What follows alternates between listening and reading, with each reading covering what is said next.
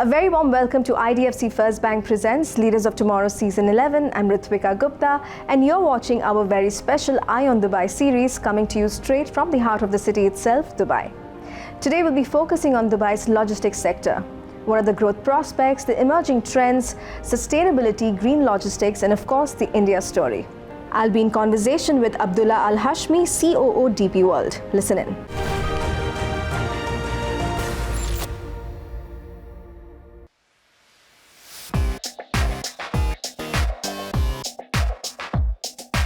In our increasingly globalized world, the logistics sector plays a pivotal role in supporting global trade by ensuring efficient movement of goods.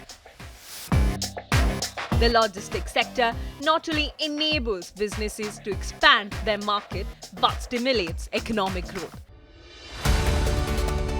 In this edition of Leaders of Tomorrow's Eye on Dubai special, we unravel the role played by a key industry player, DP World, in strengthening economic ties between India and Dubai through their innovative end-to-end supply chain solutions.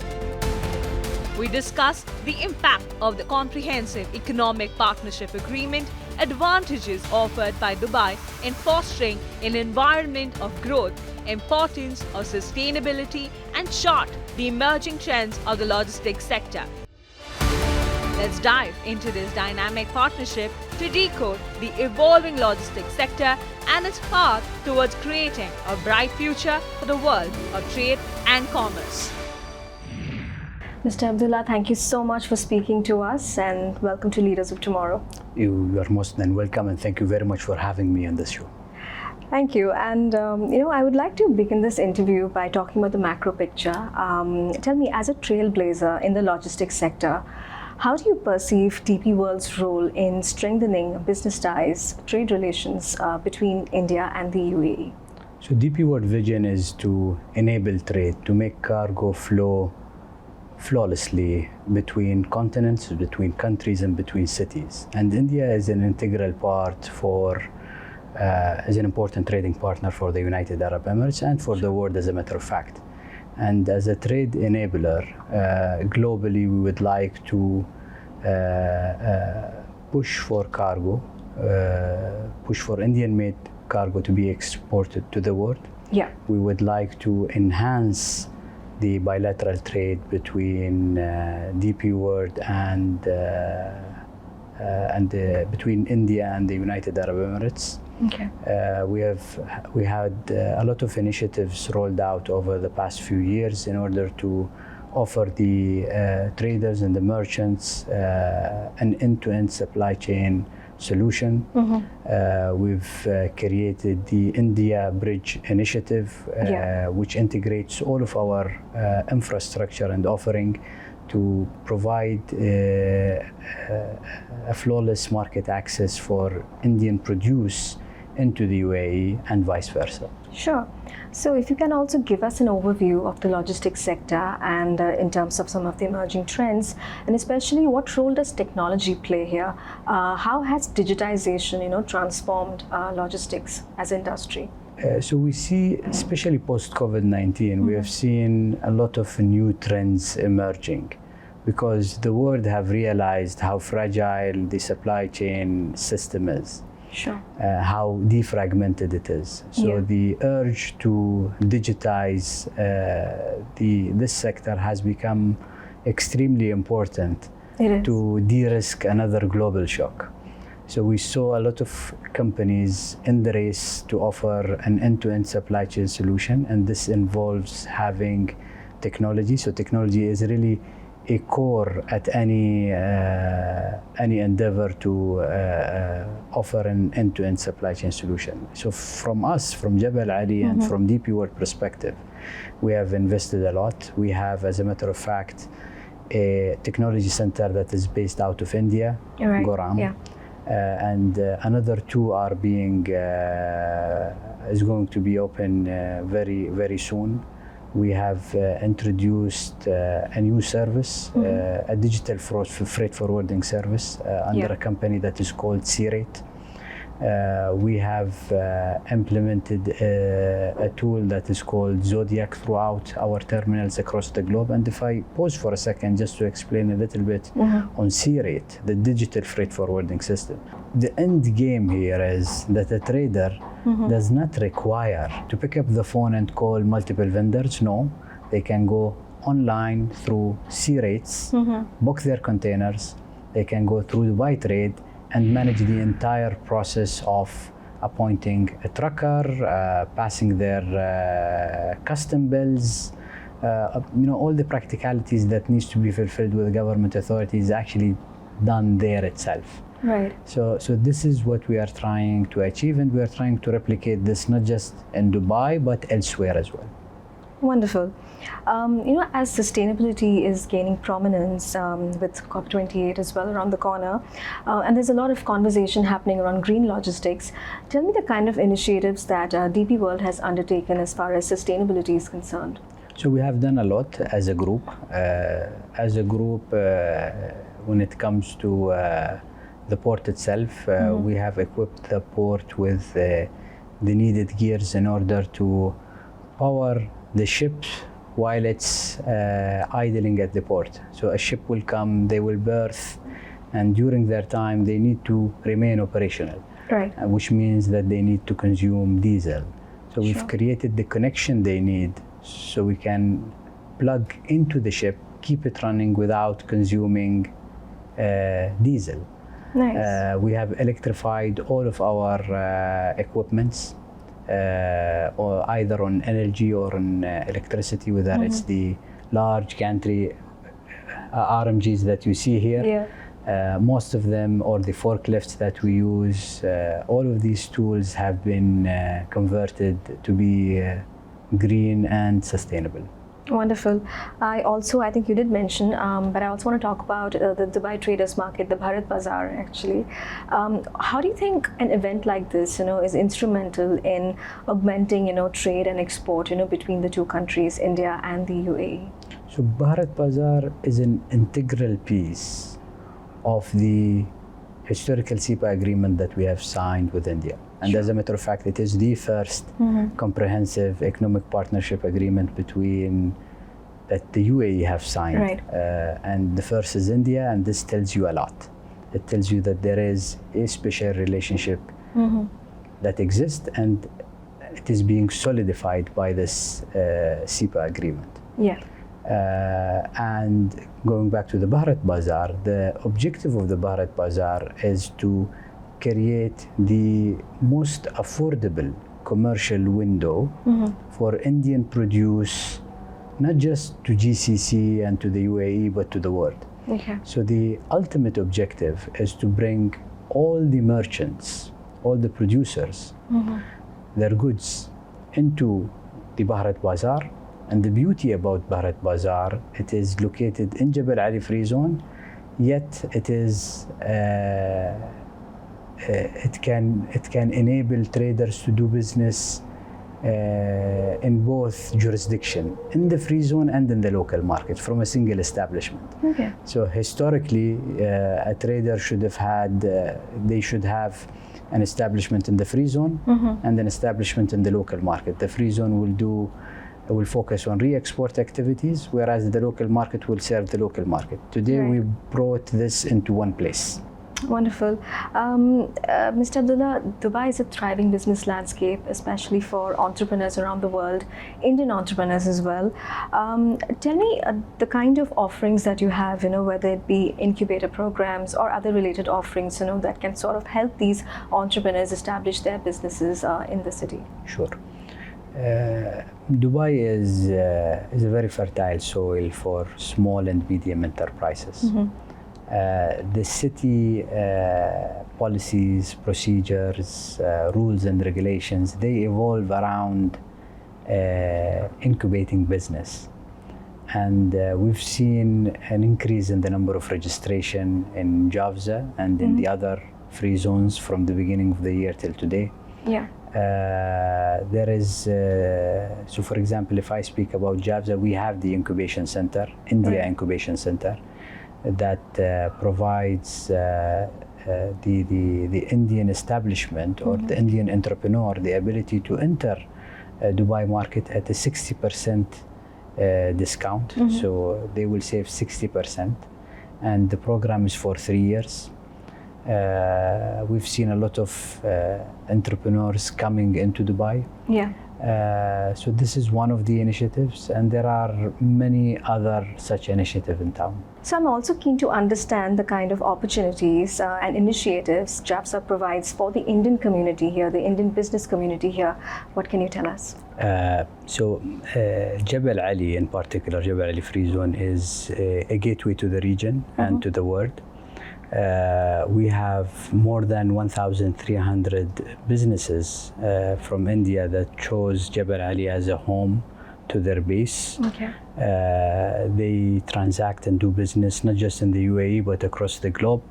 And Jebel Ali Free Zone provide an unparalleled market access to East Africa, Middle East, to Far Eastern countries, to North Africa, and more than 19% of the UAE-India trade is being catered to by Jebel Ali Free Zone. If I put a figure to the number, it is 19% of the total trade value between India and UAE is done by Jebel Ali Free Zone. It's time for a quick break here. We'll be back shortly. Stay tuned.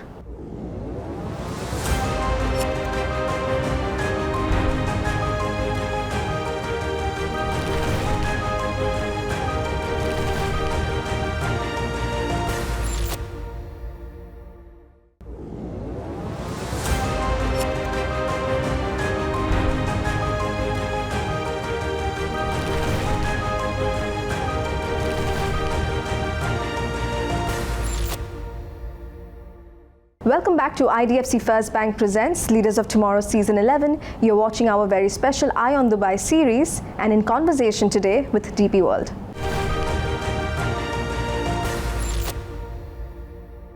DP World is also known for its innovative approach to logistics. If you can talk to us about some of the innovation that you have been carrying out.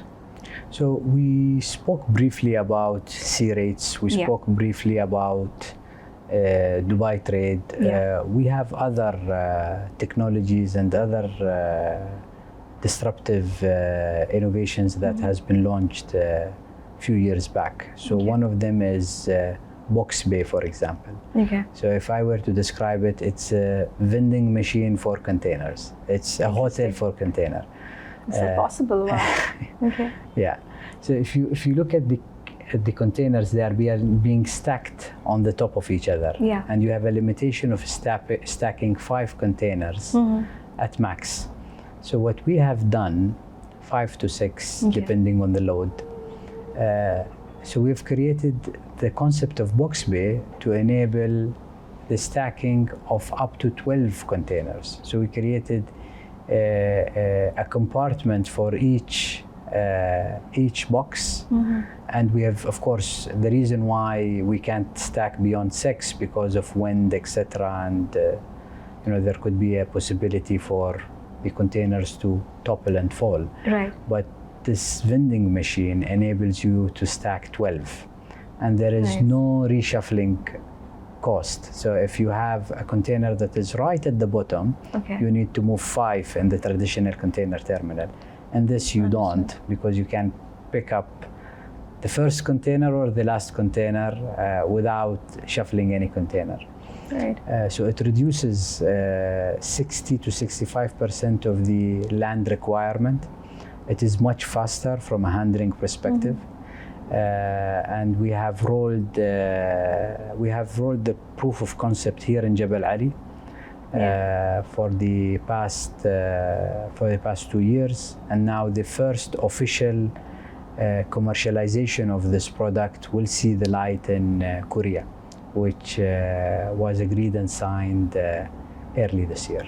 Wonderful. You also mentioned that you have an office in Gurugram, the technology center.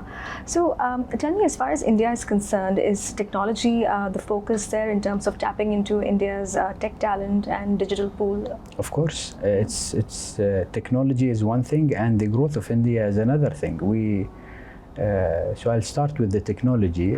Most of our tools that we use are either are developed in our technology centers. So I spoke about Zodiac. Zodiac is a terminal operation system. So the entire thing is being developed in-house between India and our office in Korea. We are developing the digital freight forwarding and improving it in India. We are developing Cargo's runner in India.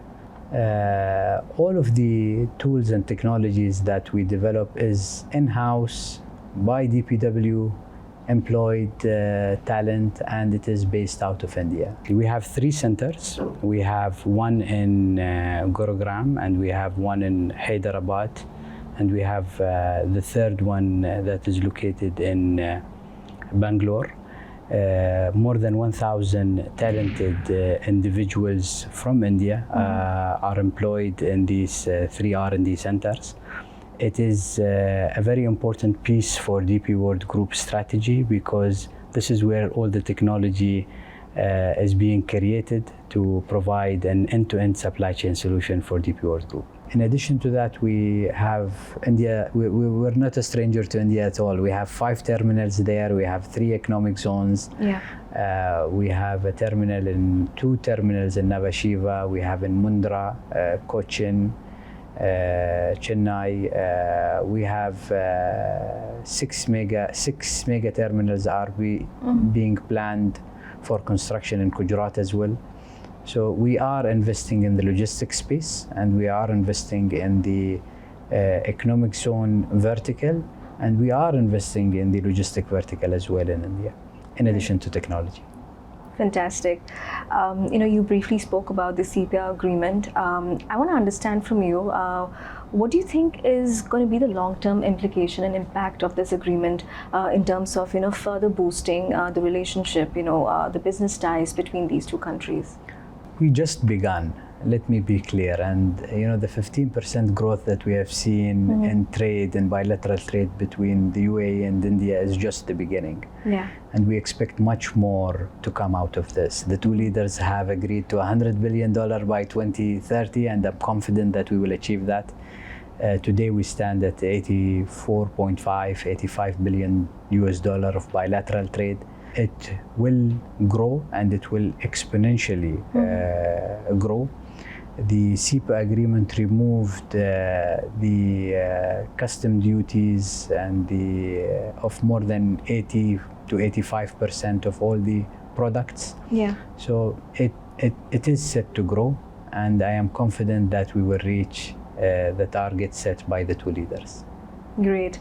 I also want to understand, because speaking from someone who is sort of seen and researched on Dubai's business landscape, there have been a lot of HNIs from India, who have been coming here, a lot of influential Indian entrepreneurs, startup founders who have been coming here and expanding their businesses. What do you think are the key factors that makes Dubai a very attractive location, destination, for businesses to come and set up their enterprises here? There are many things to talk about, but if I were to summarize it, I would say cosmopolitan city with a fantastic lifestyle that people could enjoy, very harmonious and tolerant, where we have more than 200 nationalities living in harmony in one place. So security is very important. You have a fair judicial system that does not differentiate. You have laws and regulations that are crystal clear for people. You have the right infrastructure, whether it's healthcare, roads, ports, airports, and most importantly, a very wise government that operates and governs the city. All of that together provides the ultimate platform for entrepreneurs, for innovators to come and thrive. Absolutely. Finally, as we wrap up this conversation, tell me, what is your overarching vision for DP World? What's the road ahead? From DP World, we will continue to focus on our mission, which is to provide end-to-end supply chain solution and to enable trade to grow throughout the world. We will continue to invest in our bread and butter and core business, which is the port operation. We will continue to expand on our logistics. We will continue to invest in technology because technology is the soft tissue that will connect all of this together. And we are very bullish on the future ahead of us. We're excited about it, and we see a lot of collaboration between us and India. Well, all the very best, and it was lovely chatting with you. Likewise. Thank you very much for having us. Thank you so much.